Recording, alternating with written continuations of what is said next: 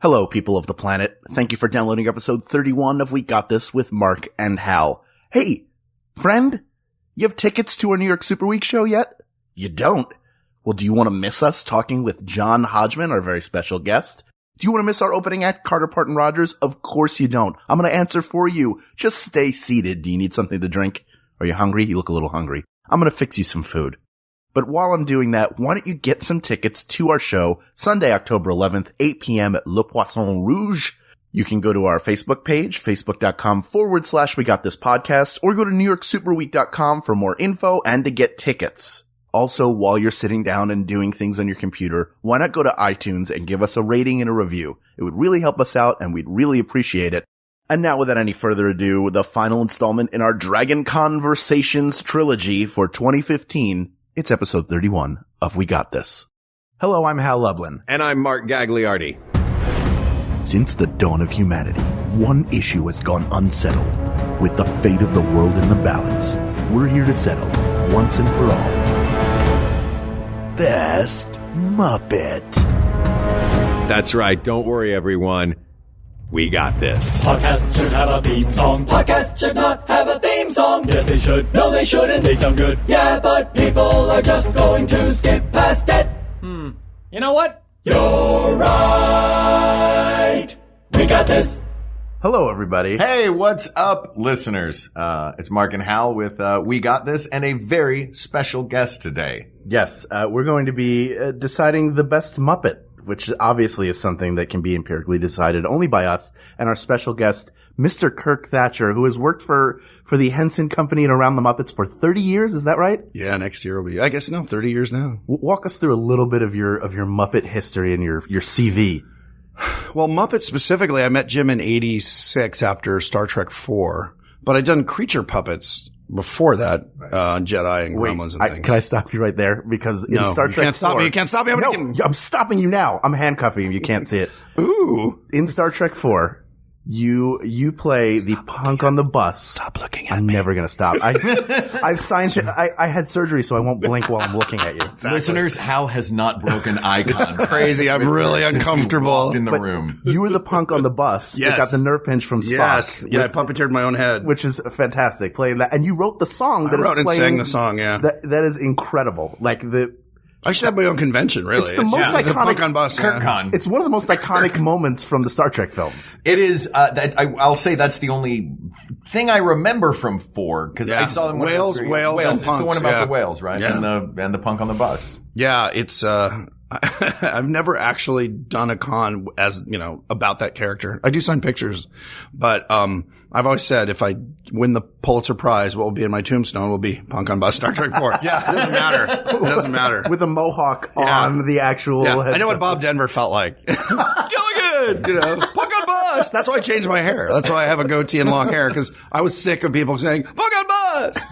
Kidding. So you were normally just the mohawk guy. I was normally, orange mohawk guy. I was like, orange mohawk guy was in a movie. Yeah. But sorry, you were talking about your... I met Jim Henson after that, and we started working together. I met him sort of as a designer idea guy, which Jim was one of the few people probably after 1950 who hired idea guys, because he was just super creative and liked to be surrounded by creative people, and I knew some. And so I actually met him and pitched a bunch of ideas and drawings and whatever. And we just hit it off, and he was such an amazingly he had no ego. I mean, every artist has an ego, but we started with, I was showing all this stuff, and he said, well, what'd you think of Dark Crystal and Labyrinth? And guys who'd worked on Jedi had worked on Dark Crystal. Mm-hmm. And I was like, well, the creatures are really cool, but I thought the story was hard to follow. And he's like, yeah, that's why we did Labyrinth. It was more relatable with the kids. Right. And he was literally asking my opinion, not, so what'd you think of me? Aren't I awesome? It was more like, what'd you think? And I answered him as honestly as I could. And only as an adult was I realizing that's amazing. Yeah. That's like the president going, so Skippy, what do you think of my Middle East plan? Well, Mr. President, I think that, and listening to Why does the president have an advisor named Skippy? Yeah, exactly. First of all. Well, that's what I was too dumb and young to even realize how gracious he was. I mean, I knew he was, but, later you're kind of like, wow. I mean, he was listening to a 25-year-old and, maybe he thought it was full of full of schnitzel. Schnitzel is what I said. Yes. But anyway, so that's how we met. And then we started working on shows. A couple that didn't go anywhere at the time. The ones that did was Jim Henson-Hour. I designed a bunch of characters on that and gags, kind of the opening, the crazy opening. He and I boarded together. I boarded with, he sort of like, let's come up with a cool opening for the, it was like, oh, I've got a griffin and a lion and we've got these puppets, and they'll be like, all right, cool. And we just kind of, that was brainstorming. And then it's funny because he wasn't effusive. He wasn't a guy who was like, oh, this is great. He wasn't Kermit, like when he got excited, he was more like, he had this kind of, Jerry Nelson said in his funeral, he had a whim of steel. And it was, and he never said no or like, I don't like that. He'd go, that's okay. That's interesting. Oh, this is lovely. So it was never, that's a bad thing. It's like, ooh, this is nice. Let's go more in this direction. Right. So very different from your Hollywood types who, are like, here's what you need to do. Yeah. So just an amazing working experience. And, excuse me, did Jim Henson-Hour. And then we started brainstorming dinosaurs. When he passed away, we had just had 2 meetings. In fact, I had lunch with him. That's really strong whiskey, by the way. That's rat poison. That's what you're tasting. Yeah. So this has been We Got This. Yeah. Hope you enjoyed it. Help me! The best Muppet is the sock I just put eyes on. Help me! They won't stop looking at me. So dinosaurs we were working on, and then he sadly passed away. But the company was doing a deal with Disney, which that time didn't own ABC, I don't think. But ABC was interested. Michael Jacobs came on board, who did not Boy Meets World, My Two Dads, and so we sold dinosaurs. So I designed all the characters of that, and then started writing, and that was the beginning of my writing career. Was on dinosaurs as I think co-producer was my title, but I was kind of in charge of the look, and then started writing, which was fun, and then started writing with Jerry Jewell, Muppet Treasure Island. The company was trying to come up with. They had done A Christmas Carol, which I thought was too sweet. People love it, and it's a Christmas movie. I thought, God, they're not that funny. I mean, there's fun moments, but it's a heavy story, and it was about, and Michael Caine was the lead. And I was like, okay, but we're doing Muppet movies where a human's the lead. So I said, I was pitching, let's do something completely different. Like, I like period pieces, but let's do something crazy. And I was a big fan of Pirates of the Caribbean growing up, and like Blackbeard's Ghost. I love pirate movies. I'm like, what about Muppets? I mean, we can make all these crazy Muppet pirates. And so, we were looking at classic material that was, kind of public domain. So how about Treasure Island? And originally, there were, Long John, I think, was a person, but Rizzo and Gonzo were Jim and Hawkins. So Jim Hawkins wasn't a kid. Mm-hmm. And so Jerry Jewell and I wrote this insane script that started out like Treasure Island with Jim and Hawkins working in Benbow, kind of the way the movie is if you took out the little boy, if you took out Kevin, and had those two playing the role. And then when they went to the island, it became a road picture. It just went insane. Like there was a giant tiki god. The movie ended with a giant tiki god chasing everyone down. Like it was like a Harryhausen film, and it just completely off the rails. Which is what and like Indiana Jones kind of stuff, just crazy. And the problem with Hollywood is they don't like to take risks. And it's like we're going to do Treasure Island, and at this point, I looked it up. Treasure Island had been done 12 times. Wow. Charlton Heston, I think his son Fraser did a movie with Charlton Heston that was like the definitive Treasure Island. It's the book. It's the characters done right. There's not like, superfluous musical numbers or comedy. So I'm like, why are we doing it again? Just with puppets. Let's take it into the Muppet-y direction. But either calmer heads prevailed or more boring heads prevailed. I think Disney, who was distributing the time, wanted more of a traditional family, film. And it's not that their stuff wasn't a family film. So they brought in, James Hart, who has made a career, of turning classic books into movies. Like he did Dracula, he did Frankenstein. Mm-hmm. So they brought him in and he did a draft, which brought it back more to the book. And then I was sort of the voice of insanity and put in things like Cabin Fever, like the doldrums and just the nuttiness and Polly Lobster being a lobster and Jimmy Jim, all the weird stuff that doesn't really, and I had to fight stuff that for makes it. it a Muppet movie. That makes it a Muppet movie that makes it weird. Treasure Island and not just Treasure Island. Yeah, like Mr. Bimbo was totally my creation and I had to sell Jerry on it. And Jerry Jewell, the sweetest guy, he had a voice like Orson Bean. He kind of talk like, that's great. That's great. Okay. Oh, our writing, we're not even on topic. I'm sorry. This is totally boring. We'll get there. Don't worry. Okay. Yeah. Our writing process was I would lay on the couch. We're cutting all of this. Yeah. Thank God. It's fine. So anyway, there I was drunk in Hawaii.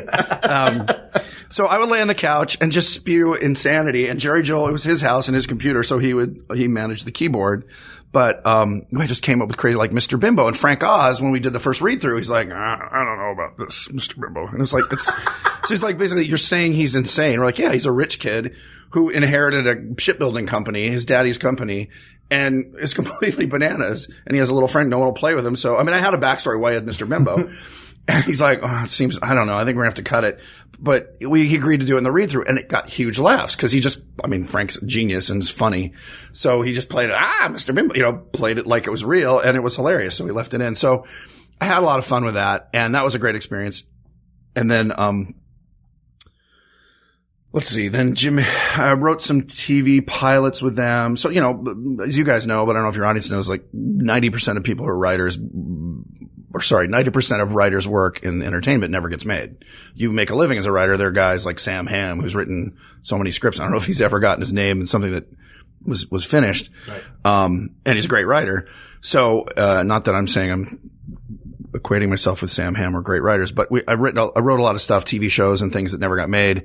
3 Muppet movies, Haunted Mansion one, a Haunted Castle one, a space one, and then started directing on Muppets from Space. Mm-hmm. So I was in the late 90s, actually 99, and then got my DGA card. And I'd been doing some stuff for the Henson Hallmark Channel, which became Odyssey.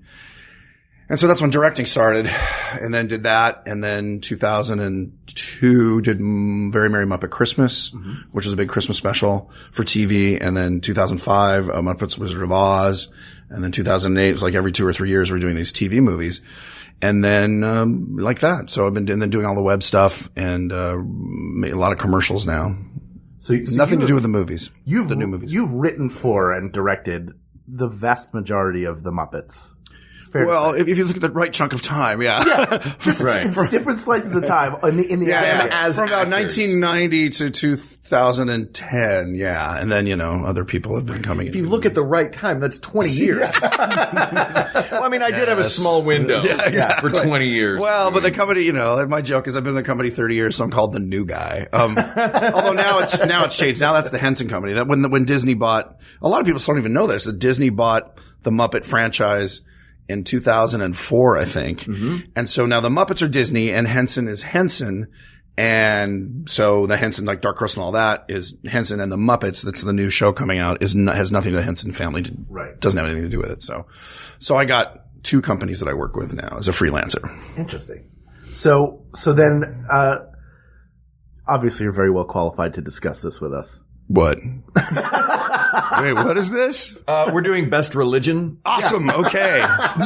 So Zoroastrianism, one of the oldest religions on the planet. Always trying to sneak it in there. What? So let's establish some ground rules. Okay. Mark and I talked about this a little bit. We're going to include anything created by the Henson Company. Okay. So great.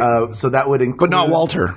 But not Walter. Yeah, not Walter. Walter, you're gone. Yeah, Walter's out. He was created by other people. Jason Segel. So, lovely guy, but not. And then the movie could. Let's not even get into that movie. Walter, you're out. Wow. Sorry, but we could include who was the villain? Constantine. Constantine was basically the classic evil. Okay. So up through Constantine, but not Walter. But that I don't know why we're talking about characters. We're talking about Muppets that are clearly not going to win. But we're including Yoda would be included. Oh wow, Yoda. Okay, because he's technically not a Muppet. He's a Henson. Actually, he's not even a Henson puppet. He's built by the Star Wars crew. He's just puppeteered by Frank Oz. Okay, because I thought Henson. No, Henson the Creature Shop didn't. On that. He consulted on it, but it was built by Stuart Freeborn, and like Wendy Froud sculpted him, and it was that's technically. The Creature Shop didn't exist then. I think they were just starting on Dark Crystal because that was the late 70s.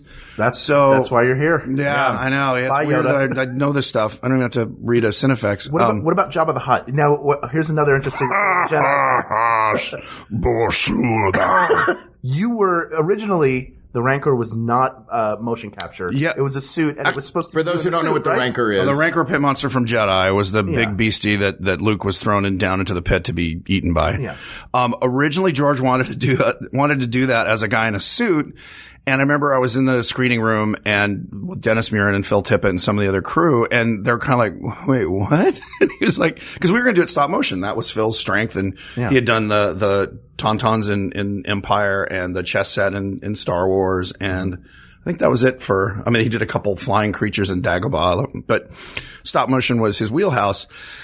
And George was like, no, I want you to do it as a guy in a suit. And we thought, well, that's why? I mean, he said, and George, this is like George being coy. He's like, well, you can do it better than those Japanese guys in those Godzilla movies. Like, show them what we can do now with the technology and everything. We're sort of like, but.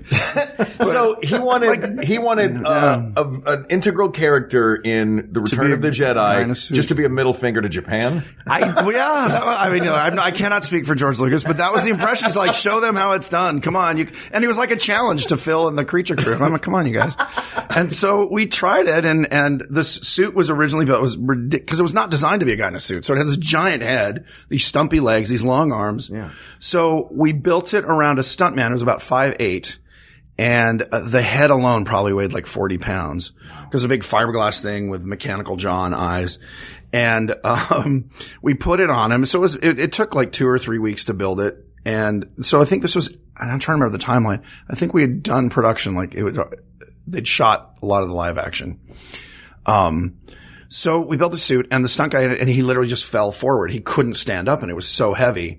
So they said, well, my joke is, who's stupid enough to try this? I'll do it. I want to be the Rancor. So, and I think secretly Phil wanted it to tank. So he's like, yeah, you should be the Rancor. You'll do a good job.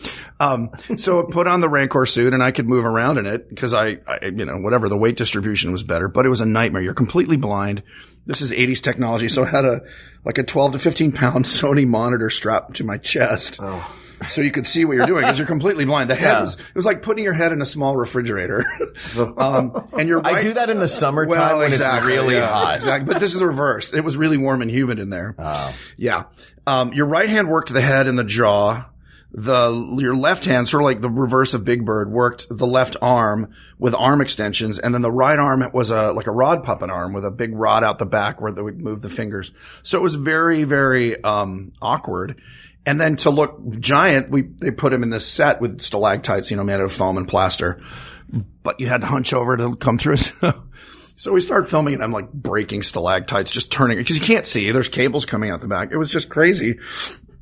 And I think we shot for 2 days, high speed tests. So, we built the set and we tried it. I remember one of my jobs was building the little pig guard that he was supposed to eat. We made him out of gelatin so you could tear the head off. And then, so after all this, it was like, yeah, no, you're right. It doesn't look very good. So the amazing thing is the Rancor in the movie that looks ginormous is the size of Kermit the Frog. He's a hand puppet. Wow. He's a high speed hand puppet, rod puppet. So, and that was amazing. That it works so well. I mean, it really is like a Ray Harryhausen thing. It's just tiny and it looks enormous. Just to take us deeper into that rabbit hole for a second, you mentioned the reverse of Big Bird. Deeper. Yes. Deeper into the hole we go. Yes, marvelous. In puppeteering, there's a hand and rod guest, puppet. Orson Welles. Like a hand and rod puppet would be Kermit, where there's a hand, the right hand is up inside and the left hand is working 2 rods to manipulate the arms. Right. And a Kardashian is also a rod puppet, yeah. Then a puppet like Cookie Monster or Oscar the Grouch, the left hand works the head and mouth. Mm-hmm. The right hand is through the right arm, and then you have somebody who comes in and does what's called left arming. Is that correct? Right-handing. They do right-handing. Right-handing. Because their puppeteer uses the right hand to do the mouth. Right. They're all trained it's like playing the guitar. There are some puppeteers who are lefties, but they all have to work right-handed because that's kind of how everything's built. Mm-hmm. So the right hand works the mouth. Yeah. The left hand works if it's like, it's Kermit that works the rods. If it's like Swedish Chef or somebody works the left hand, Oscar or Big Bird. But sometimes like Swedish Chef, very often you'll have, because it's so, precise? Yes, and dexterous. You have to be able to do things. So 2 guys doing it, it's just cluster foo. So you have one guy doing the head and the other guy doing the hands, which is sort of funny. just to watch it because they're almost like bobsled team. Like one guy's, nose and the other guy's neck. Yeah. So why would the one hand, why would it not always be one's controlling the mouth and one's controlling both hands? Because a lot of times you don't need both hands. Like Fozzie Bear when he's doing his stand up, he doesn't need both hands to wave around. You'll see him. He goes, hey, and he's kind of moving his left hand around. But when he's working with props, very specific, Bunsen and Beaker very often because they're always working in the lab and Swedish Chef. Typically, when they're doing things like pouring, beakers or pulling things apart or whatever they're doing, it's one guy doing the hands and one guy doing the head. So I had a teacher, Michael Earl, who worked on Sesame Street in the late 70s, early 80s. Oh, wow. And he got to right arm for Frank Oz. I think, I forget what character it was. I think it was Cookie Monster.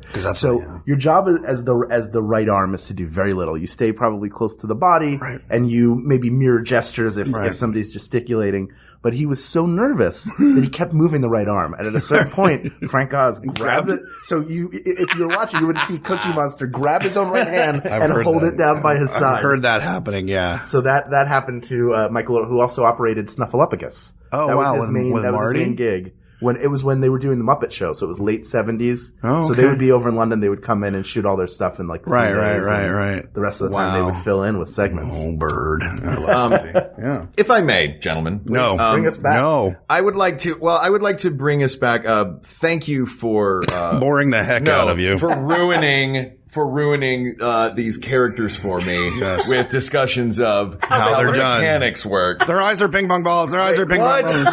Let us disregard that. I'm going to pull out the little Men in Black flashy thing, and these characters are real, living, breathing characters. Yes, of the Muppets. Who is the best one? Who is the best one? So you said you were going to set ground rules. Okay. Yes, you were saying, that's how we got off on Yoda and all that. So, so made by the Henson Company. So Yoda is out, but we would include Labyrinth, Dark Crystal. Okay. The Fraggles would be included as well. Are you going all the way back to Ed Sullivan and like we should go back to, to Ed Sullivan. But I mean, is Phenomenon Ed Sullivan? Yeah, that was where it first appeared, I think, was on Sullivan. But I mean, there are certain Muppets that while we love them, we're probably not going to be in the running for best Walter. Muppet. I think we're going to come back to Walter eventually, and he'll be the winner. Surprise, twist ending. Well, look, why don't we start with the honorable mentions then? Sure. The Fraggles, I don't think any of the Fraggles are going to win individually. Wow, dude. But I love Fraggle Rock. Right. Me too. And we've mentioned Madam Trash Heap on this show. All right. In maybe 4 different episodes. Yeah, no, 3. We just hit the 3 mark. Somehow we're just obsessed. We're both obsessed with Madam Trash Heap. Right. Marjorie is her name, right? Marjorie. Oh, wow, you guys, I did not work on Fraggle Rock, so I don't know. I watched a few. I like Junior Gorg. Because he was just an excuse Fraggle just to be a giant idiot. And there's no, he's just a giant idiot and he could be stupid. He was like, the abominable snowman. Like, oh, I love him and pet him. Just that kind of big, dopey guy. But yeah, is he the best Muppet? Sprocket too. Sprocket was really was great. Interesting because he was one of the few Muppets that was an animal that never spoke. Like, he was just a dog. Stayed an animal, and really well, really well played. I had a stuffed Sprocket that was prized to me when I was a child. Wow. Did you ever see The Storyteller, Jim Henson's Storyteller? Oh my gosh, because there was a dog in that who talked but looked like a real dog. Oh my God. Brian Henson did him and did the voice, and it was amazing. So if you're going to dogs, you'd have to include Dog. His name was just Dog. So Dog would be in there. Dog would be in there. All right. Wow. This is just enormous. I think those are all honorable mentions. These are outliers. I'll go even up a level. I mean, a lot of Sesame Street, I think we're going to come down to a core group there that we could keep. I would actually, I'll accelerate the eliminations, and I would say I love Dr. Teeth and the Electric Mayhem, but wait a minute, I wouldn't put any of them individually up. Really? I think you wouldn't put Animal up. I like Animal a lot. Yeah, he's definitely the breakout star of that band. Right. Which is rare for a band for the drummer to be the breakout star. I love Zoot, though. He was my favorite. I thought he was the coolest. Yeah. Zoot, I think, in the entire history of Zoot, has said 9 lines of dialogue. Yeah. Usually they're one word. But he had that, hey, everybody. I love that. No, that's... Or am I thinking of... Floyd R. Pepper? I'm thinking of Floyd. Hey, everybody. Zoot's the blue guy who literally says nothing. Oh, that's right. Floyd's guitar. Floyd is speaks speaks, but yeah, I he's feel like Zoot sounds very similar. he does. No, like, he's you want me just to play like, some hey. Charlie Parker. Yeah. Like, yeah. Yeah, he's similar. He's got that kind of jazz hipster And I do voice. I do like a Muppet that knows and enjoys Charlie Parker. Yes. Yeah, we just found out in the Christmas special that Zoot was Jewish. Really? Yeah, we never did. He walks in the That's why I Christmas was drawn party to him. and he goes, "Shalom." And Dave Goles, who does Zoot, just ad-libbed it, and it was hilarious, so we kept it in. And Oh, that is I think great. it's in the movie. I don't know. And it just became canon now. It just became canon. Yeah, Zoot's Jewish. Oh, that's great. You know, quietly Jewish, but But I mean, you want to keep? Should we keep Animal for later? I think so. He's got to be in Animal's there. gotta be in the mix. But we love the band. I love them. Love the band. Animal is responsible for, and I know with this wasn't one of your projects of the Muppets, but I'm not still offended. going to talk about it. I hope you're not offended. I'm leaving the room. I love you. Oh, he's gone. Oh, God. Did you hear that, everybody? He left. An eagle picked him up and carried him away. Oh, it's gone. Off to Mordor. Animal has a drum. This is going to sound silly. A drum fill in the Jason Segel Muppet movie. Okay. He has a drum fill in that movie that gave me chills in when the band kicks in and he's allowed to finally drum again while they're playing Rainbow Connection. Oh, right, And it's right. going into the chorus and there's been no drums the whole song Right. and Animal just blah, blah, blah, blah, blah, blah. Right. Oh yeah. That moment alone puts You get Animal. goosebumps, don't you? I did. I could see the hair. Yeah. Well, and there's also the moment in the Muppet movie where he's enlarged and scares all Yeah, his the ass. giant. The Muppets wouldn't exist without Animal's contribution in that Fair movie. enough. It's true. He killed or stomped Doc Hopper. Or, Yes. He didn't kill Well, no, I mean, he He stopped. scared him off, He yeah. stopped him from. Stop Doc Hopper. He killed. In my version, he killed and ate him. Tore his head off and ate him. They was cut made of that out. gelatin, the version of Doc Exactly, Hopper. so exactly. And it was a man in a seriously. suit. And he'd already shrunk back down, which is really weird. He just ate him It was over the just course funny. of 5 It was months. just funny. It was like, Shaun of the Dead funny, but it was funny. Yeah, it worked. Is there anybody you guys think would... Well, I want to go the other direction, like Okay. Kermit, because I mean everyone's going to say Kermit, Of course. best Muppet ever. He was in Sesame Street. He was in the Muppet Show. He was in everything they've ever Mike Douglas? done. No, not yeah, Mike I mean, and Douglas, he's yeah. also the longest. There's also Rolf the dog. So those two, I think everyone's going to be like, oh, it's Kermit or Rolf. So I don't know. Like, Interesting, Kermit or Rolf. I mean, I knew Rolf was older. You wouldn't put Piggy up there at the top? Boy, that's tough. That's the duo that I hear. I hear Kermit and Piggy. Yeah. Piggy. Well, they're the who would they be? They're the Superman and Wonder Woman of Right. the Muppet canon, Muppet Yeah. universe. It's tough. Like best Muppet. I think Piggy's become kind of one note. I mean, this is my personal opinion, but how many hi-yahs and vanity jokes? I mean, she's funny as heck.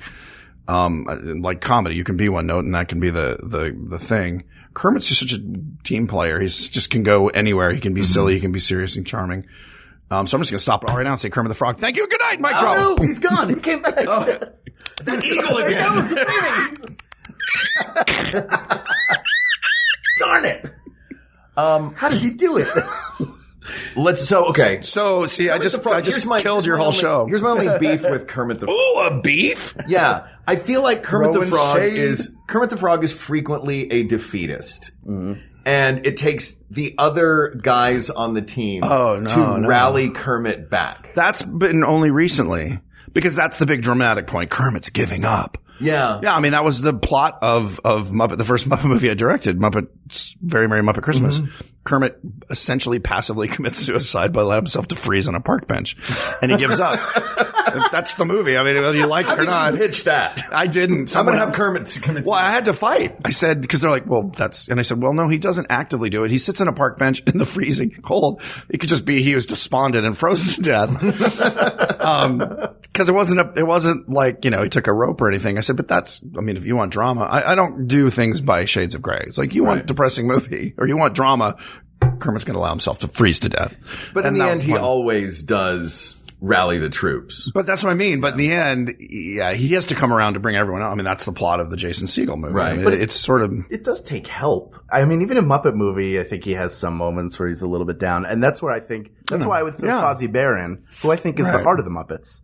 He's the one who, like, if he's sad or hurt, True. something terrible has happened. And He has eternal optimism. yeah, I mean, he's the worst comedian on the planet. He doesn't give up. Will never stop. Like, And you're right. That is kind of the core of the Muppets ethos is like, we don't care how stupid and goofy. We're friends. We stick together and we just going to keep trying until we make it. Gosh darn it. Oh my God. Oh my God. An eagle just ate Hal. Oh no. Picking out his liver. It's a Greek thing, you guys. I'm back. Oh my God. That was amazing. You haven't been using your liver anyway. You don't drink. No, that's right. It's completely useless. What's in that bottle? Oh, it's that Absinthe cough syrup. Absinthe has alcohol in it, Hal. Oh, darn it. Let's take a little departure for a moment and go to Sesame Street. Okay. Let's talk. Can you tell me how to get there? Yeah. It's cool. I have a GPS on my phone now. Yes, Sesame Street. Big Bird, Snuffleupagus, Grover, Cookie Monster, Elmo. Elmo took over the franchise in the 90s. Which was weird. Well, because he's kids. Kids loved Elmo. He's wonderful. I but it became the Elmo show. Yeah. For a long time. And, but I don't think anyone was going to the bank going, oh no, more Elmo toys have been sold. But yeah, it became the Elmo show. They actually started doing Elmo's World and stuff within that. Just because he was so successful. Yeah. Yeah. Oscar the Grouch was always one of my favorites. Everyone loves Oscar. Everybody loves Oscar the Grouch. Is there anybody? Big Bird obviously would make it out of it. If we were doing a Final Four of Muppets, I feel like Big Bird would be the one who would advance. Yeah. Over Out Cookie of Sesame, Monster? over Cookie and Oscar. Cookie's great. Here's Elmo. And how about Grover. What about there's so many great ones. Count Von Count, who has the best Twitter account of any of the Muppets. Oh, really? It is him. It's since I think 2010. He's been counting up from 1, and right now it's not every day. Some days it's multiple, but he's up in like the 490s right now, and it'll just be like. Today's is like 472, and then the next day will be 473. Does he tweet in that accent? Yes. It says, awesome. I wonder what will come next. That's awesome. How do you spell? A-H. Yeah. Come on. Yeah, that's it. That's exactly how he spells it. Well, I didn't know if there was a way to spell a glottal stop. Yeah. Probably in European. In German, there is. You should put a couple like of an dots umlaut or something. Yeah. They have a way to do everything. A Schnelden, I think it's known as. They put the Schnelden over the A, or if not, I just made that up. You know what? This our next guest next week we have Schnelden A. Schnelden. Yes, good to be here. Welcome. Hello. Pigs in Space. Oh my goodness. You were doing a Julia Strangeport kind of thing there. That's right. That's awesome. What is the what is his name? The Link Hogthrob? Link Heartthrob? Hogthrob. Oh, someone kind of talks like this. Boy, is that I forgot how much fun that was. Pigs in Space. He was such a big. He was like David Hasselhoff before there was actually David Hasselhoff. Yes. David Hasselhoff modeled his career. It's true. On Hogthrob. Sidebar. David Hasselhoff came to the screening of I think it was Muppets Wizard of Oz and sat 2 people next to me. He didn't know who I was. It was at the Tribeca Film Festival. Mm-hmm. He laughed like a mental patient on uppers. He had so much fun. He was like, and I thought he's either really high or he's an easy, good, and I talked to him afterwards. I'm like, I'm the director of this movie. I want you to come to every screening I ever do because I've never seen anyone enjoy a film more. It's like, oh, it's great. And he was just such an enthusiastic guy. So whatever you say about his acting skills he's an awesome person. Yeah. It's a good laugher. It's surprising when you find out that everyone is a Muppet fan. Yes, which is always great for guest stars because we'll get people that you would think, well, it's a Sesame Street.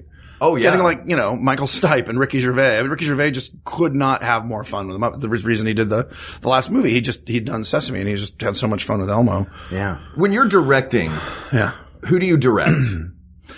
It's funny. It's interchangeable. Usually if it's technical, I talk to the performer. If it's a character moment, sometimes I'll talk to the character. It depends on the scene. If it's a big action thing, I'll just say, hey, run through faster, banana around that thing because the camera loses you. But it's like, if you just talk to them and they sort of respond. Mm-hmm. Like, so hey, Kermit, or sometimes I will, like if we're rolling and you're just like, hey, Kermit, be more excited. Okay. And it's weird. And people who are visiting like lose their minds. Yeah. They're like, oh my God, he's good. It's like, they understand that like it's real. On the monitor, there's the Muppets living in the world. You just don't look down or you don't look at the set. Yeah. So we do both. And it's fun because then you banter with them I mean, there's a lot of sassy talk in between takes, or like when you're rolling and somebody screws up a line, there's a lot of, blue language. Oh, things get blue in the Muppet Well, and world. it's funny. So then you're just talking back to them like, and you start riffing with the Muppet, not with the performer. And I think it helps everybody. It keeps them in character, but it also maintains the illusion. There's like an energy. I don't know. It's like a play. There's an energy on set created by the performance and the tone, the lighting. And the same thing with the Muppets or any comedy, I would assume, that you get that energy going, and it's easier for them to stay in character than to break character, especially if you're not cutting and just kind of redo it or pick up that moment. Yeah. So yeah, talk to both of them depending on the tone of the moment, and also, yeah, if it's really technical, I'll say, hey, I see your head. Steve does a great thing, and maybe he picked it up from Jim and Frank back in the day, but Steve has, blonde, fluffy hair. So Kermit's always like, oh, look, there's my dog.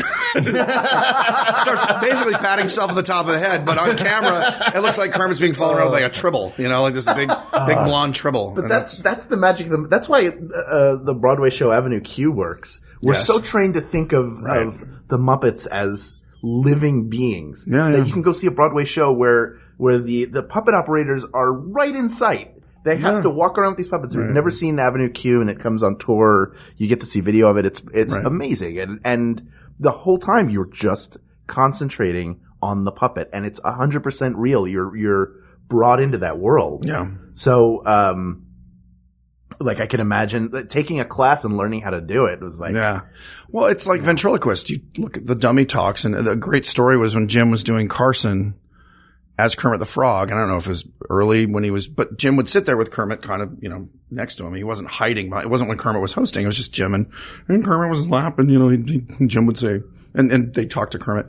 And so they went to commercial, and the sound guy, or Freddie Cordova, the producer, comes up and goes, Jim, when you do Kermit, do you drop your voice? I was like, your voice get quieter? I'm like, Jim's no, I'm not a ventriloquist. It's my same voice. Like, well, when you're doing Kermit, it's dropping. The level is dropping. Jim's like, I'm literally this is me, and then when Kermit talks, I'm not doing anything.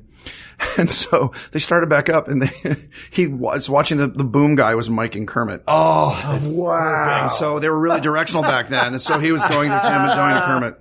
I love that story. That's incredible. Before lav mics, yeah. So the guy was so caught up on go to Kermit. And the other thing cameramen do all the time is you give an actor an eyeline. So for people who aren't involved in the business we call show, you'll very often, an actor is looking at supposedly another person or Superman or a planet blowing up, and there's nothing there. They're looking at a blue screen or a wall or just the camera crew.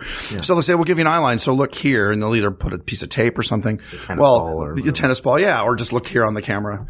But puppets don't look through their eyes. So a first-time camera crew, the first week, will always go, well, here, your eyeline's over here, and be like waving their hand or putting a piece of tape. We'll just see what that red ball is. Just look over there. And they're like, I can't, you have to put it on my monitor. Cause you just get so caught up in the reality of them. And we were talking about Uncanny Valley too. And this kind of goes back to Best Muppet. Mm-hmm. I find that the most stylized are the most attractive or enigmatic are the ones that suck you in the most because, well, A, the puppeteers are so good, but B, your mind fills in the blanks.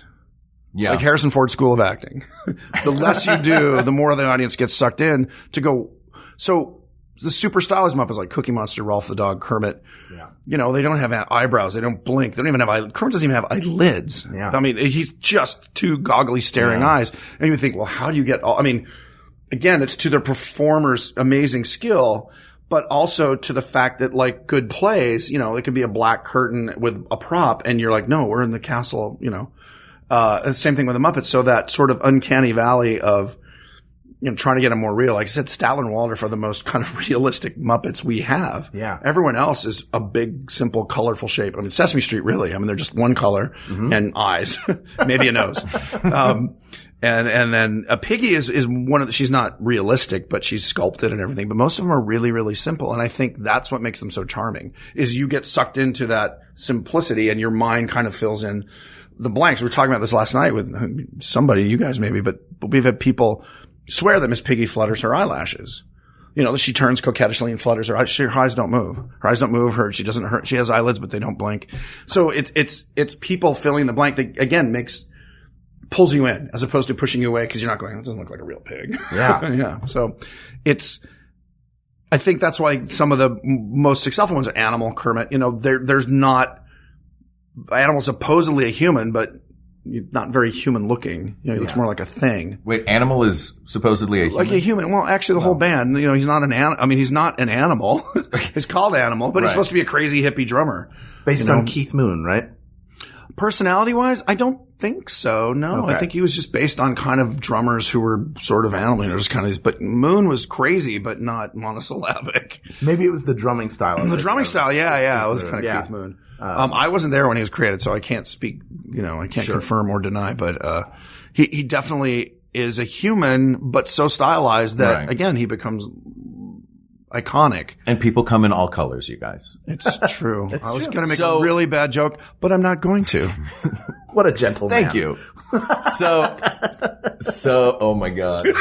So If anybody could see the pantomime that just happened. let's So stick Animal to- wins. Yeah. Animal wins. Okay, good night. Right, good night. 5 minutes. Yeah. And we flew off an eagle. All right, let's get back to you. Bikini girls. You're doing a great job of Ruining your show. of ruining the characters that I love that I think Yes. are real characters. So thanks again. It looks like we need to pull one from Sesame Street, put them in the top 5 For the lightning round? For the light. Well, we gotta. Well, I mean, just to for the sake of. All right. I'll tell you what. Let's each nominate 3. Okay. We'll each nominate 3 Because and then I we'll feel narrow like I them kind of down. want to get the best Muppet part out of the way. So many great and just Muppets. ask Talk you about more Muppets. stories. I know. All right. All right. Okay, the best Muppet is definitively Uncle Deadly. Thank you. Uncle Deadly. There it is. Or Big Mean Carl.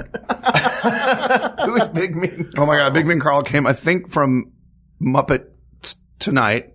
He's hilarious. Everyone right now, go onto the YouTube and watch Muppets Stand By Me, and you'll see who Big Mean Carl is. He's this giant puppet, and he talks like this, and he's got goggly eyes and horns, and he's just really stupid and friendly, and he eats everybody. Hi, I'm Carl, and he just eats. So, and the funny ones are the bunnies. We have these little bunnies, just cute little pop-eyed bunnies, that just super fluffy and cute, and just him eating bunnies. It's the funniest. All day long, you just want to watch him. So I'll Muppets describe Tonight them. had insanity. There was some insanity on Bill the that Bubble show. Guy? Hi, I'm Bill. Bubbles come out of my head. That was his bit. That was his whole bit. And then he goes, Bubbles shoot out of his and then the little thing would pop up in like 4 or 5 bubbles. He goes, my favorite was Dave just ad-libbed this. He goes, oh, a deuce. 2 big bubbles come out. And it was just so perfect in the moment and not written. You want to go, oh yeah, we wrote that. But Dave just, because you didn't know, it was just a simple bubble blower gag. So whatever you get, sometimes you get a stream of little ones. And so he would always react in the moment to what his bubble. Yeah, we had fun with that show. Mr. Poodle Pants. Mr. Poodle Pants. The best Muppet, Mr. The best Muppet. That's one of my 3. I'm going to pick really You're gonna go esoteric with ones. some- that's I'm going to fine. go All right. Uncle Deadly, Big Mean Carl, Mr. Poodle Pants. Okay, Mark. Well, since we need some more traditional ones in this mix, I am going to go. I will say Kermit the Frog. Ugh, easy. I know. Oh, I'll find one crazy one to throw in at the end. I will say Kermit the Frog. I will say Fozzie Bear. And Traditionalist. look, man, I love these guys. And I do Walter. No, I know. No! Kirk leapt out the window. Oh God, and we. It's okay. thank God, the eagle was there. The eagle's there. Home, Leonidas. And I feel like I want to just pick an obscure one. Not even obscure, but it's gonna not be But him. Sesame, or you were talking about a Uh, Sesame character. Sweetums. I love Sweetums okay. so much. Wow, I that love was Sweetums. what I was thinking of. Sweetums also. is. I want to go to Hollywood. Yeah. Sweetums is Jack not named, Jack Jobs. Okay, I'll take Gonzo, who I love. You guys are going for the obvious choice. But these are like, if we don't Yes. touch upon these, people are going to go crazy. Scooter and Skeeter from Muppet Babies. Good night, everybody. No, no, not at all. No. Wait, not Scooter? Although Scooter. I like Look, Scooter. Kermit couldn't have held Exactly. the Muppet Show together as well as he did without that stage Great manager. utility guy. I still, when I'm at a place with dressing rooms and somebody asks me to get somebody, I always go, 5 minutes, Mr. Boom, boom, boom. Like whatever. It's in our lexicon. But I wouldn't pick. I'll go Gonzo. And you always say Mr. Bubba, which is confusing. Mr. Bubba, who you don't remember Mr. Bubba? Is he related to Mr. Bimbo? Yes, distant cousin. Yeah. I'll go Big Bird. No, once you go Big Bird, you never go. And I'll also take my favorite Muppet from childhood, which is Grover. I love Grover. Too, yeah. Grover captured my imagination. I loved Super Grover. He was fun. Did you ever have the pure book? Joy. There's a monster at the end of this book. Yes. I didn't have it, but I've seen it, yeah. I was a little old when it came out. That was my favorite book as a child. Because I would do it and I'd be like, I'm going to do it. I'm going to turn the page, Grover. It was just such an imaginative way of right. I loved Grover. Yeah. I loved Grover too. Okay, it's Grover. Sorry, did I jump the gun again? A little. Wait, where in the script are we? Are we on page 12? We're on page 12. Yeah, but the bottom of page 12. Page 12 of 11. Go ahead, check it and see what it says. Oh, I'm sorry. I skipped a line. Hell, that was hilarious. Was that one? Okay. Yeah, that was good. That was hilarious. Back on track now. Wow, sorry. Your teleprompter blows. We're editing all of this out. Okay, good. What about this part? It's only going to be. What about this part? It's only going to be when we introduce you. That's all we're keeping. What about this part? I'm just going to keep saying that just to make you insane. What about this part? Yes, this part. What about this part? So we have 9. If you guys heard this part, he didn't edit it out. You just heard that part that was supposed to be cut and it wasn't. How does the editing? Did you cut that part? Maybe. Use the hashtag still in there if I didn't. Try that. I hate that hashtag. Think about it. Okay, moving on. So who can we eliminate from that final 9? Is there anyone? I mean, do we start attacking? Did we all get? of Wait a minute. I've got to. Yeah, we have to attack. No, you may not. How is Miss Piggy not? She did not make the finals. I expected you to pick her. I certainly. Here's the thing. All right, you know what? I'm Sweetums is great. I'm going Kermit Piggy Fozzie. Oh, that's just so obvious. Seems like, but he's like Superman, Batman, Spider-Man. I mean, come on. But that's the thing is like, how many people, like you named some great Muppets that are obscure. How many people will know them? The true fans will know them. If you knew them and you didn't have to look them up on Muppet Wiki, then you are a true fan and I will personally give you a golden coconut when I meet you. See, you get to walk away from this. We have to deal with the fallout. Yeah. We have to pick the most popular Muppets, but they're also, those are my favorite. I mean, I love Cookie Monster too. It's so hard to leave him out. And you said, you it's like picking your favorite Python. Who's the funniest member of Monty Python? We could do that all week. Yeah, it's impossible. Yeah. It is impossible. So it's an impossible task, but we are going to decide it. We're going to do it in the next 3 minutes. Yes. We don't have to do 3 minutes. We can do, this is going to be a 5-hour episode. Okay, excellent. Intermission. All right, so I'm sorry that I took the bullet and put Miss Piggy in and had to take Sweetums out. You want Sweetums in there, Kirk. You can take out one of your crazy horned bunny eaters. Big Mean Carl. It was Big Mean Carl, Uncle Deadly, and who was I don't even remember who the third one was. Well, then make it Sweetums. It was probably Sweetums. That's what I remember. Oh, it was Sweetums. Thank you for reminding me. Okay, so Sweetums, Big Mean Carl, and Uncle Deadly. Oh, and Pepe. Wait, can I pick 7? Oh, yeah. I do love Pepe. Pepe's the best. Pepe's our Daffy Duck. I've always said, working with the Muppets for a long time, everyone got too sweet. We need a jerk. And Bill Beretta, who's an amazing puppeteer, it originally was created as a double act. It was Seymour and Pepe. It was this big elephant and a shrimp. Mm-hmm. And Bill had a Spanish, or his aunt-in-law, his wife's aunt was from Spain. And she talked like this, okay? She would end her sentences like, I'm going to the market, okay? So he just thought that was funny. So he started telling this like Spanish language little character. And we had this amazing puppet builder who built Pepe as this, I mean, he's nothing like him, looks like a shrimp, except he's got 4 arms and antenna. And it just kind of was one of those moments. It was like magic. It was like Charlie Chaplin found the bowler and the cane and the little tramp was born and Pepe was born. And he's so much fun to write for because he's a jerk. He's a self-centered little jerk. He's a misogynist. He's greedy. He's everything that, cause everyone was like so sweet. That was my biggest problem when I came and started with the Muppets was they were crazy, which I loved. But everyone, because of the movies, had gotten so sweet to each other. Like Kermit and Piggy were couple, and Fonzie was nervous, and Gonzo was wacky. But they're all like, "Let's all be best friends." Like right. Rizzo was a little bit, a rat. But so yeah, okay. I'm taking out Big Mean Carl. I love Big Mean Carl so much, I'm putting in Pepe. I'm putting in Pepe. We love all the children. I love them more. I'm putting in Pepe. So your 3 are Sweetums, Pepe, and Uncle Deadly. Oh wait.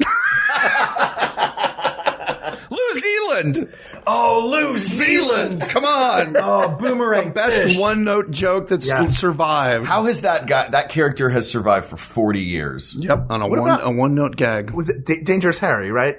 Crazy Harry. Crazy Harry. Yeah, Oh, he was also dangerous. It was dangerous. We had to not use him for a while because he looked like a Middle Eastern terrorist. And he blew things up. It wasn't funny after 9/11. Yeah. He's come back now. I don't know what he's doing on the new show, but so I said, no, he's not Crazy Harry. He's, because you can't make fun of crazy people either. So I said, we should call him Enthusiastic Harry. And he's now a builder. He just he makes things. Yeah. All right. So Sweetums, Pepe, Kermit. Uncle Deadly. Those are my three. Kermit v. Piggy. And I have Gonzo, Grover, and Big Bird. Wow. Just Big Bird. Do we just wrestle now? He's a big kid. Yeah. All right, go. All right, we just start eliminating. Everybody's got a gun. Only one of them has a Nerf pellet in it. Start eliminating? I'm in bed. You want me to start eliminating? Oh, you meant the Muppets. Sorry. Yeah, it's fine. They're white sheets. I made a poo joke for the children at home. Not the first. No. Wow. Not the last. We got this. Man. It's really tough. I'll take Gonzo off the plate. Here's why. I love him. I just feel like like if I had Fozzie and Gonzo on a boat and I had to save one, I'd take Fozzie Bear. Wow. I would take Fozzie Bear. Is it because of his chicken fetish? There's something weird about I have a great Gonzo chicken story. Oh, go ahead. Talking. Okay, so the puppeteers, these characters live in their heads as real characters. It's not just I go to work and put Gonzo on. So, talking to Dave Goles, who's amazing and funny and odd. That's why he does Gonzo and Bunsen. I said, so someone's talking about Camilla and like, where's the Camilla puppet? And Dave's like, oh, it doesn't matter. Just take any one of the chickens. We're like, what? He goes, oh, didn't you know to Gonzo, any chicken who's around is Camilla. That just means that's his girl. Whoa. Yes. To him, they're all, blew my isn't that mind. amazing? But it's so great because he's so weird and it's like the most I don't know if it's misogynogenous. To him, it's like, well, every chicken's like, I don't love the girl I love the girl I'm with. And that's Camilla. He just names that chicken Camilla.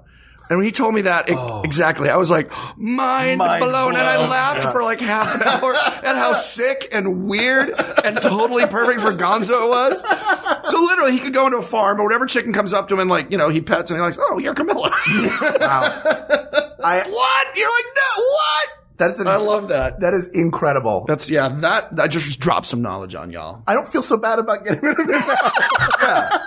Well, he's my Gonzo.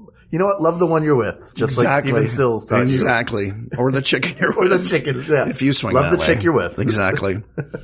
Gonzo's a bit of a cad, I guess. Yeah. So we're going by moral values. We're going by moral values. Wow. Well, then Pepe's out immediately. Pepe has no morals. Yeah, I mean, what's the question? Is it the most representative of... It's your show. It's the most fun. No, it's the best one. Who's the best? I know the best. Muppets. Who is Muppets? Who embodies the Muppets? Muppets? Oh, come on. We all know the answer to that. It's Floyd.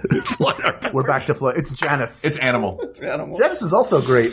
Did she play anything? Was she playing a tambourine? Did she play an instrument? She plays bass. She plays bass. Yeah, or rhythm guitar. That was really sexist bass. of me. I apologize. Yeah, she was the bass Really? player. Yeah. Jeez. I know. Wow. Does she just hit the tambourine? She can play tambourine if she needs to. She just has the vibe Jerk. of a groupie. So is the real answer the Muppets from Saturday Night Live from the first season? Scred! Yeah. I love Scred. There's too many lovable Muppets. This is impossible task. I declare the show impossible. I feel like it's Sophie's choice right now that I've got Kermit, Piggy, Fozzie. Kermit, Piggy, Fozzie. I have to get rid of one of them. Come on. 3, 2, 1. Who is it going to be? I know you have to find criteria the best. Yeah. Very best. Well, okay. Embodies the Muppets is Kermit. He's the logo. Yeah. If there's the Muppets, it's Kermit's head. Like, come on, nobody's surprised. Nobody's getting surprised we decided we spent an hour and a half and decided that Kermit was the best Muppet. Right. See, that's but why it's not about the destination. It's about the journey. And on our journey, we learned several weird, terrifying things about both you and Gonzo. So, and you've been picked up by an eagle several times. And you're still alive. Not a claw mark on you. I made a deal with a gentleman. No, not the devil, you guys. What? That's bizarre. He was a gentleman. He wore a top hat, and he said, I shall make a deal with you. Hi, Jim Sternson. I want you to sign this. Take this magic pill. You will never die. You'll talk like George Takei. Oh, bye. So, okay. Let's do the rest of the show as George Takei. All right. Are we ready to call this? I'm losing. Are we ready to call this? Okay. Good, because I don't want to have to eliminate any of them. So, there are so many Muppets out there. Listen, everybody, we've ruled. You may not have realized it happened, but it happened. And there are so many Muppets out there for you to enjoy and love and cuddle. Get the stuffed animals. Watch all the films and television shows and digital content you want. Listen to the albums. Read the books. But know that there's only one Muppet who is the best. And he is a reporter. He is an explorer. He is a dreamer. He is a singer. He plays the banjo. He runs the show. And when it comes down to it, he's the one who demands that Orson Welles gives a contract to all of his friends. He is Kermit the Frog. That's improv. We did it. Okay, when are we recording this? Because we should definitely put that in the show. Yeah, that's pretty good. Let me get recording. Oh, shoot. As always, we have many more topics that we can debate, and we are excited to debate them. So please reach out to us on Twitter at We Got This Tweets. Email us at wegotThisPodcast@gmail.com or visit us on Facebook at facebook.com/We Got This Podcast. Kirk, thank you so much for sitting and talking with us. What? I just remember. The drugs are wearing off. We got to get him out of here. Where are you going?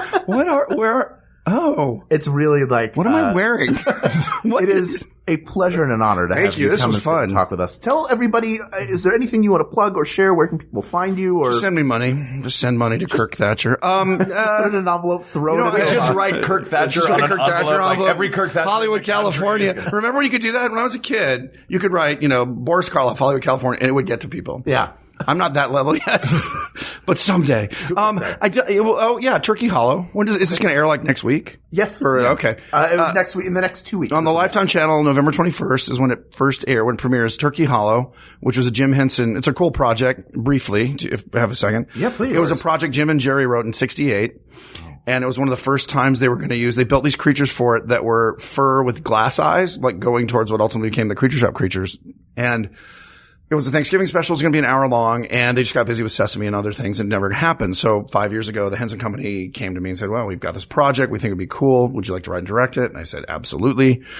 And so I'm giving you the fast version. So 5 years later, with a few scripts and rewrites and everything, we just finished shooting like in July of this year, 2015. And it comes out this Thanksgiving, and it's a sweet, funny family Thanksgiving movie, like Christmas movie, but there's 700,000 Christmas movies and like 2 Thanksgiving movies. So, and I just found out yesterday, we're doing the panel, that Jim had a Valentine's Day movie, a Tax Day movie. Wow. He had all these specials planned.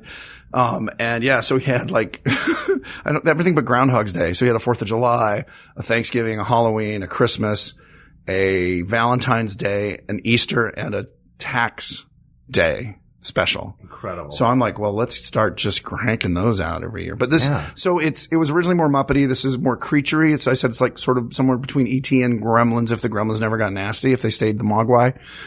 So kind of fun and sweet, a little quirky, but that's November 21st. November 21st, Lifetime channel. Yeah. Oh, that's awesome. I'm very excited about it. So if you want to watch it, send me $20. Yeah. And you can just write Kirk Thatcher, Hollywood, California. Where can we find you on Twitter? Oh, at Kirk Thatcher. Super clever. At Kirk Thatcher on Facebook. Kirk R. Thatcher. And Instagram, I think just Kirk Thatcher. I wasn't clever at all. I wasn't like Harry Green Man or something. But you were consistent. Yeah. I was, yeah. Easier to find. And there's not a lot of Kirk Thatchers, it turns out. CH or TCH?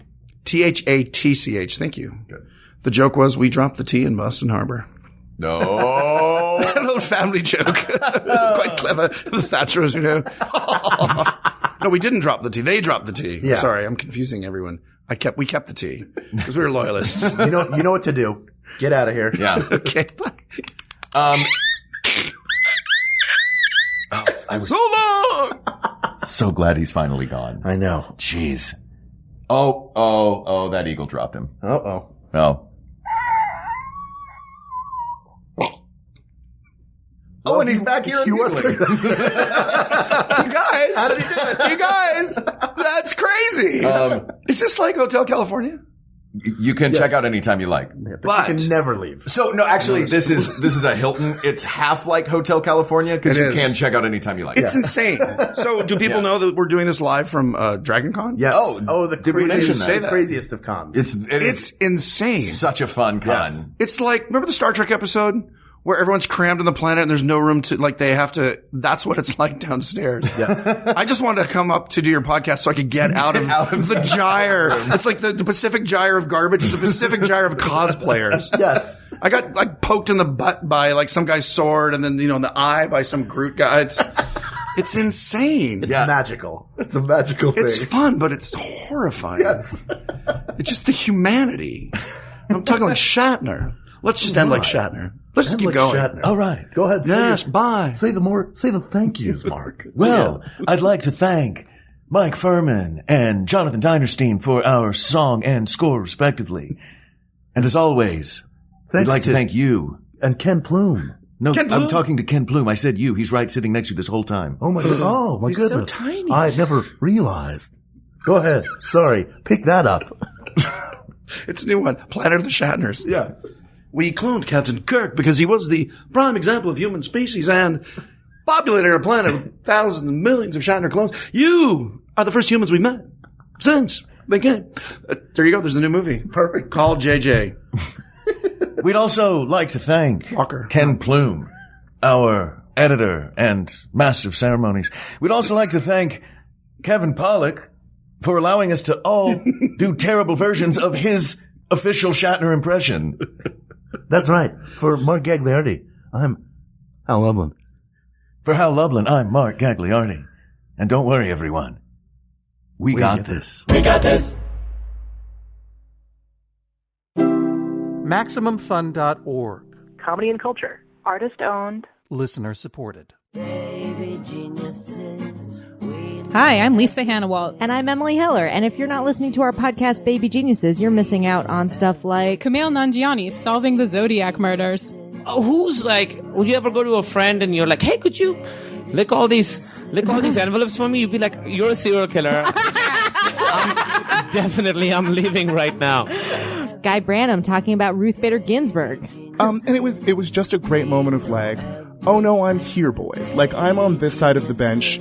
Megan Amram talking about intimidating baristas. Just feel like they're always in character. Like, they're always in character as, like, cool hipster girl. And I just want to break through that barrier. Plus, every week we explore a new Wikipedia page and talk to a crazy expert in the field of nonsense. Well, any hack can make you not have a boner. I mean, it's about how you do it. Right. You know? And we're the only podcast with regular updates about Martha Stewart's pony or your money back. We're not going to give them their money back, are we? No. Let's keep it. Yeah. Listen to our show every other Monday on Maximum Fun. Yay! Yay! Hey everyone, we're the Flophouse, one of the newest additions to the Maximum Fun podcasting network. I'm Dan McCoy. I'm Stuart Wellington. And I'm Elliot Kalin. What is the Flophouse, you may very well ask? We watch a bad movie and then we talk about it. A bad movie podcast? Isn't that like every fifth podcast on the internet? I'd answer that by saying, 1, we've been doing this show for over 7 years, long before the entire premise of our show was a cliche, and 2, shut up. Sick burn. I'd say that our show is more of a comedy podcast. A podcast about words that sound like other words. A podcast about me singing long, irritating songs like this one. A podcast about pitches for a Ziggy comic book movie. Or discussions about sex tarps. Yeah, I mean, mostly it's a show about 3 friends just hanging out. And talking about ding-dongs. That's mostly used to. Wait, what? So if you like any of those things, subscribe in iTunes today or visit MaximumFun.org to follow the show. The Flophouse. Woo!